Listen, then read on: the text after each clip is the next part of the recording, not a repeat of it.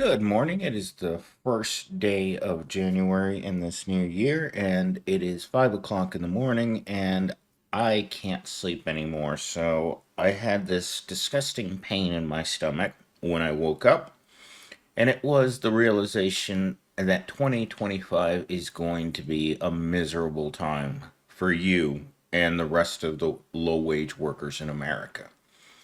So while I was tossing and turning, trying to go back to sleep, I came to the conclusion that you, as the proletariat, need to work 100 hours a week. Now, I've tried to convince all my Gen Zs since I started working for this evil corporation that they need to work 100 hours a week. And you should see the look on their faces, the contorted look, the looking at you like you're a madman, like you're crazy. 100 hours a week, millennials team? Well, this is ChatGPT, what you guys are seeing up on the screen now, or not seeing anymore. I'd like taking this stuff down at the minute mark so you guys can enjoy the fine AI artwork it generates. But if you guys want to scroll back the video to the opening slide, you're going to see this is what I created this morning. So, thank the state of Arizona. Your problems are solved. You got a 35-cent increase last night at midnight in the minimum wage. So the average low wage earner in America has to work 100 hours. Here in Arizona, even if you worked 100 hours a week, your annual pay would still only amount to about $70,000. That doesn't include taxes, people. That number is much, much lower. And you're faced with a harsh economic reality that if you're making sub $20 an hour in America right now, you're not making it. And so we're going to go through these basic expenditures because ChatGPT did this for me, because I was too lazy to write this out, right? So your basic expenses, $24,000 a year on rent. That's a pretty big chunk out of what you're making out of 100 hours per week. Now imagine if you're making $14.70 up to $20 an hour and your rent is $2,000 a year. This is typical in many metro areas for a modest one bedroom or studio apartment. That's where I live, in the studio apartment, which I don't understand why they call it a studio apartment. They should call it a hole in the wall apartment. But if you're just going to work a 40-hour work week, you're not going to be able to afford shelter. Next, food. Food is set to increase this year based on tariffs, right? If you're going to be putting tariffs on Canada, Mexico, and China, guess where we get most of our stuff from? Those countries. So, if you're going to make food more expensive, your food is going to go up to between, as it says here, $6,000 to $12,000 per year. Wait a minute, Millennials team, that's $36,000 for food and rent already. How am I supposed to live on one income? You're not. Transportation costs, minimum.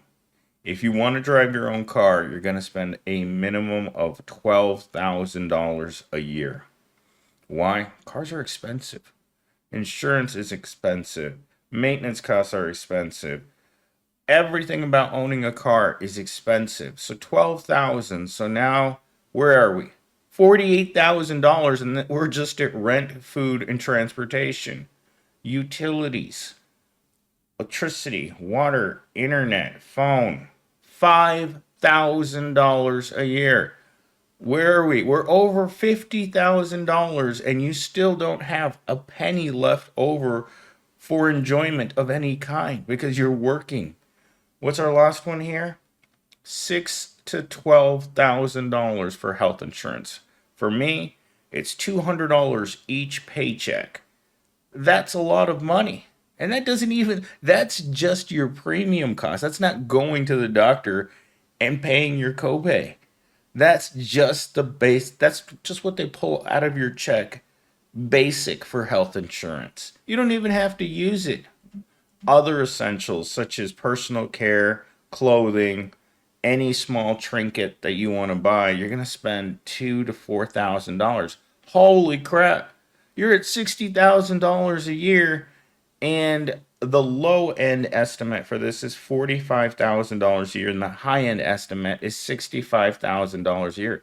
That's literally every penny that you make working 100 hours a week.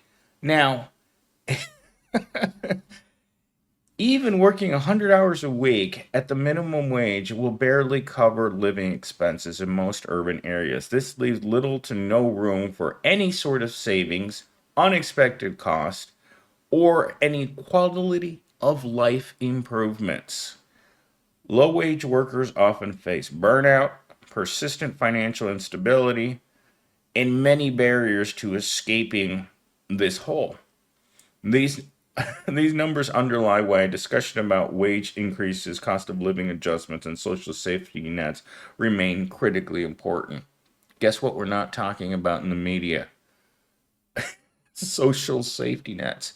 If you don't think that the population of homeless people isn't going to skyrocket in this next year, I don't know what to tell you. As I often say, if you're not frightened, you're not frightened enough of what the cost of living is right now.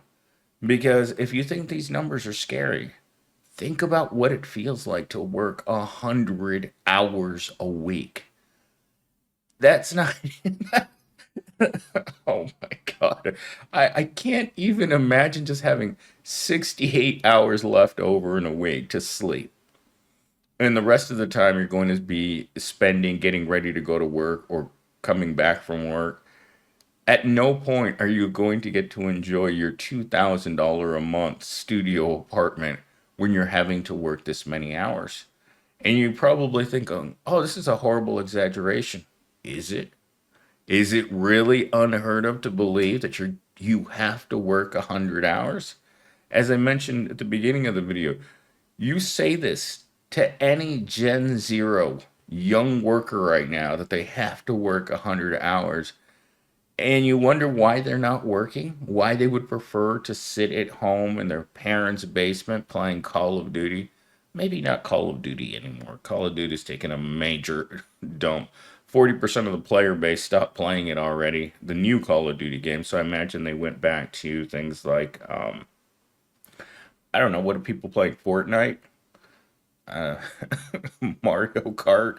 I don't know, whatever you were playing before, you went back to whatever that is because it's a lot safer.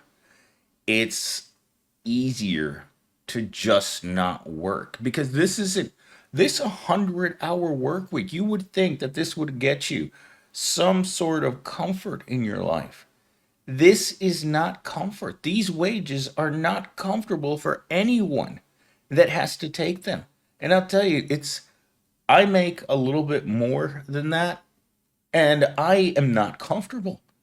Each and every penny I make goes out every month, and I work one 40-hour job. I couldn't imagine what it would be like to walk into the job economy right now, realize that a 40-hour work week is part time. Get that? A 40-hour work week in today's economy is a part-time job. And this is what these corporations want. They want these people working two and a half, three jobs. If it were possible to fit three full-time jobs into 1 week, why wouldn't Johnny Moneybags want the pros doing that?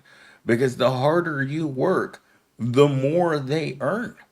It's not like it's a equal, it's not a fair playing field for the proletariat. It is exploitation to the nth degree, and I will not stop saying that because this is absolutely ridiculous that people would have to work this hard to own nothing and be happy. Because this is what our society's become, what you've let it become. Because every single person that's watching this video has put their head down and decided that, you know what, things will get better. You know, Trump will make everything better. Trump's going to fix the economy and make it so I can work. Because during the 80s, you could work part time and still afford basic living expenses. You you come to the present day and you can't afford basic living expenses. The only way it would be possible for you to live on part-time or a 40-hour work week is if you're living with your parents and you don't have to pay for a lot of these things. Because if you're living with your parent, you're going to cut rent right out. Food, there's always food in the fridge. Your parents are going to pay for your car. You're not paying for any of the utilities in your house. And you can be under your parents' medical insurance, I think, until you're 24 or 24 or 26. I'll have to check on that. And everything else would be easy. But if you're a sad sap like myself, who doesn't have any family or friends or anyone to depend on, of course, life is going to be rough on you. A 100-hour work week is straight up slavery, if you ask me. Straight up. Because even at the end of that work week, when you want to relax with a happy meal and you think about how much that happy meal costs, and you're like, damn, $20 for McDonald's, that's a tough nut. So, guess what? Even after working all of those hours, you're still going to come home to eat ramen. And that's the worst part about this, is that your quality of life is still greatly diminished if you want to live on your own. But if you want to take the opposite route and not work, I wouldn't blame you. If you can do anything to avoid this mess, I highly recommend it. And I've told all my Gen Z workers, either you're going to work 100 hours or you're going to have to give up on working. And I think a lot of people have just decided, you know what? I don't want to participate. And once you have a record low job participation rates in America, there's no way that the unemployment rate is 4%. No, absolutely way that it is 4%. They've got to be blowing some serious ganja smoke up your tailpipe right now for you to believe that stat. Because this is the reality of things. There aren't great paying jobs out there. I've been looking for months. There's nothing out there that's going to save you from the 100-hour work week. It has been normalized. And people who choose to believe that they can still work one 40-hour work week and get away with it, not going to happen, folks. These stats don't lie. And as miserable as that looks on paper, it's even worse when you have to endure this. So I'm calling on people to put down your picks and your shovels and put your hands in the air, because corporate America is going to take you from behind, man.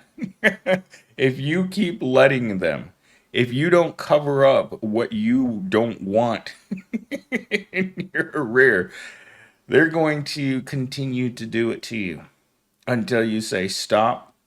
And I don't consent to this exploitation. This is ridiculous. There has to be something better than this, and it's simple. Stop paying the billionaire class billions of dollars. Put checks and balances. Make a maximum wage. Apply a universal income to society. Think about how much universal health care would help people. Think about what it would be like in a society that created more affordable housing, where you could just spend $500 a month on nothing fancy, right? Maybe a two-bedroom home in a safe neighborhood. But those are the aspirations of a madman, right? our society doesn't care about making poor people comfortable. It cares about rich people. And rich people only see dollar signs when they look at poor people. You're not even human to them anymore. You're a commodity. And that's where I'm going to leave today's video.